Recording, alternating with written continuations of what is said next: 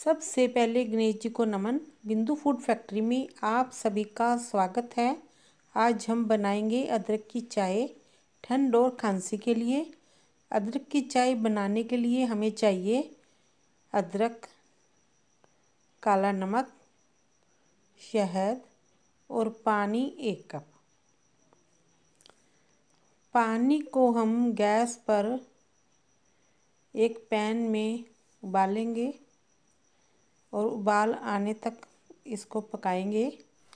इस बीच हम अदरक को छील लेंगे। एक गिलास या गिलासी यानी कुछ भी हो, एक बेलन से हम कूट लेंगे। ये देखिए, बेलन और गिलास तो घर में सभी के पास होता ही है। अदरक कूटकर तैयार है। अब हम ये उबलता हुआ पानी अदरक में मिला देते हैं।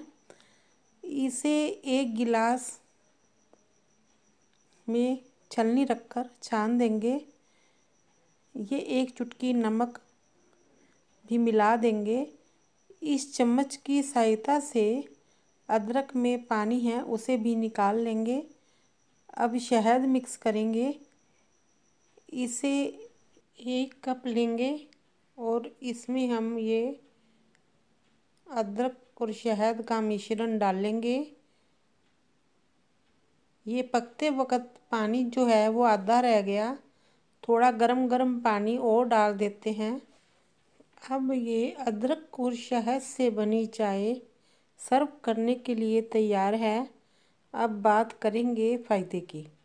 अदरक जो है ये मतली, उल्टी और चक्कर को रोकने में भी अच्छा काम करती है।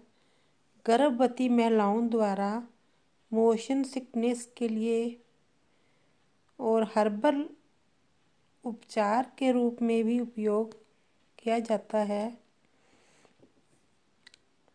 सर्दी और खांसी के लिए ये घरेलू नुस्खा है, यानी कि अदरक की चाय या अदरक का पानी। आपको अगर सर्दी और खांसी है तो आप इसे सुबह सुबह या फिर शाम को सोते समय इसका सेवन कर सकती हैं। अगर आपको ये रेसिपी अच्छी लगी हो तो लाइक करना, शेयर करना अपने दोस्तों में।